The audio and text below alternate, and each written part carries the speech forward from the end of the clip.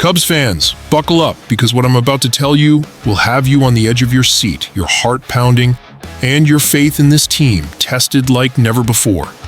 We're living through moments that will be talked about in Wrigleyville bars for decades to come. And honestly, I don't know whether to laugh, cry, or just grab another old style and hold on tight. Right now, as we speak, there's a veteran pitcher who just saved his own life with reflexes that would make a cat jealous. There's an ace recovering from injury who might be the key to crushing our biggest rivals when it matters most. And there's a superstar slugger whose future with our beloved Cubs hangs in the balance, threatening to break hearts across the north side. These aren't just baseball stories, Cubs fans. These are the moments that define what it means to bleed Cubby blue.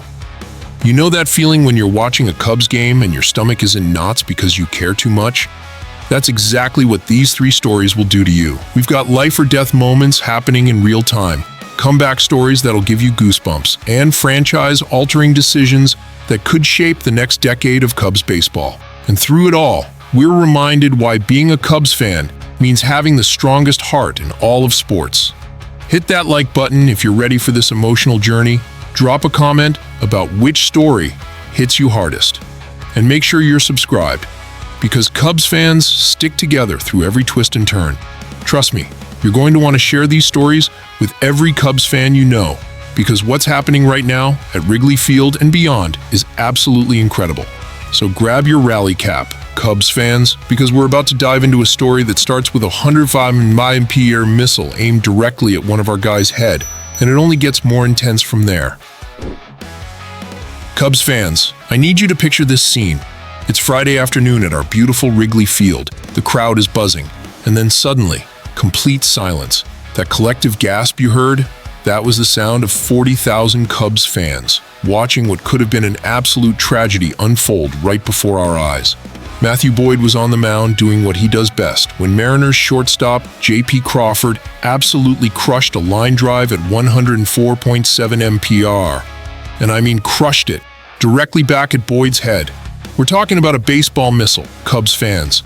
The kind of line drive that ends careers, that changes lives, that makes your blood run cold just thinking about it. But here's where our guy Boyd showed us exactly why he belongs in a Cubs uniform. In a split second that felt like an eternity, Boyd didn't just duck or dive away like most mortals would. No, this absolute warrior stuck out his glove and snatched that screaming liner right out of the air for the third out of the fifth inning. The crowd erupted. But honestly, we were all still processing what we just witnessed. You want to know the most beautiful part of this story? Boyd's father, Kurt, was in the stands watching his son nearly get his head taken off. And when Matthew pulled off this miraculous catch, the old man was jumping up and down like he just watched his kid hit a walk-off home run in Game 7 of the World Series. That's Cubs family right there, Cubs fans. That's what this organization is all about. This isn't just any pitcher making this catch either. Boyd grew up in Washington State as a Mariners fan, and now here he is, wearing our colors, protecting our hopes and dreams on the mound. It's poetic justice in the most terrifying way possible. Sure, Cal Raleigh got to him later in the game and spoiled some of the magic, but Cubs fans, what Boyd did in that moment was inches away from being a completely different story, one that would have haunted us forever.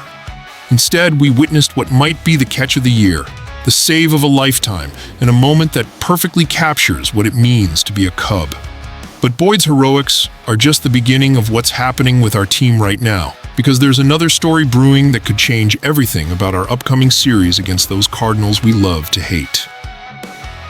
Cubs fans, remember when I told you this story would have you on an emotional roller coaster?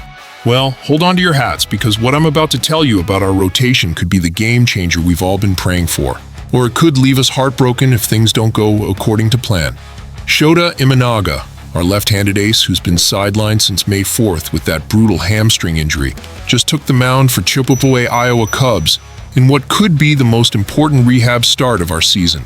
Cubs fans, I watched this man dominate for us before that injury, and seeing him go down trying to cover first base against those damn Brewers was like watching a piece of our championship dreams get ripped away.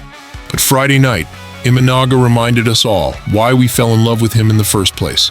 4 2/3 innings, 0 runs allowed, just 2 hits and 2 walks, 8 strikeouts, and 72 pitches of pure poetry. The man looked like the pitcher who had us all believing we could make a serious run this year. But here's the thing that's got my heart racing. It's not just about how good he looked on the mound. It's about what this means for our upcoming series. The Cubs have been circling next week's series against the St. Louis Cardinals on the calendar, Cubs fans. Our first meeting with those Redbirds this season, and potentially the most important series, we'll play all year. If Imanaga's hamstring checks out over the weekend, if the medical staff gives him the green light, he could be taking the mound against our biggest rivals when we need him most. Think about what our rotation has been through this year. Justin Steele is done for the season, with that elbow injury that still makes me sick to think about. Javier Assad hasn't even made his debut yet, still fighting his way back from that oblique injury. Colin Rea and Cade Horton have been absolute warriors, stepping up when we needed them. But having Imanaga back would be like getting a piece of our soul back. There's another wrinkle to this story, Cubs fans. Ben Brown's time in the rotation might be coming to an end. Brown's had some bright moments, but let's be honest. He's been better coming out of the bullpen, and Imanaga's return could send him right back there. It's a tough business, but if it means we get our ace back for a Cardinals series, then that's a move that could define our season. But even as we're celebrating potential good news about Imanaga, there's a storm cloud hanging over Wrigley Field that could change everything about this franchise's future, and it involves one of the most beloved players to ever wear the Cubs uniform. Cubs fans, we need to talk about the elephant in the room, and it's breaking my heart to even bring this up. But if we're being honest with each other, and we always are in Cubs family, then we need to face the reality of what might be coming down the pipeline with our superstar outfielder situation. Kyle Tucker has been everything we dreamed he'd be when we traded for him last offseason. A .279 average, 13 home runs, 43 RBIs in 73 games. The man has been an absolute machine in our lineup, giving us the kind of offensive firepower we haven't had in years. But here's the gut punch. Cubs fans, Tucker's going to be a free agent at the end of this season, and there's a very real chance he walks away from Wrigley Field forever. Now, if Tucker does leave us hanging, there's a name being floated around that'll either heal our hearts or rip them wide open all over again. Kyle Schwarber. Yeah, you heard that right. The same Kyle Schwarber who was part of our 2016 World Series core. The same guy who we let walk away and who's been absolutely mashing home runs for the Phillies ever since. Schwarber's averaging 43 home runs per season since 2022. Cubs fans. 43.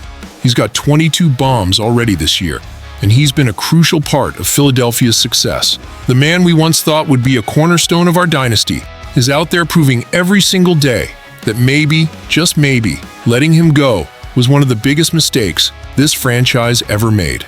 Here's what's got me lying awake at night. Schwarber's in the final year of his 4-year, $79 million deal with the Phillies.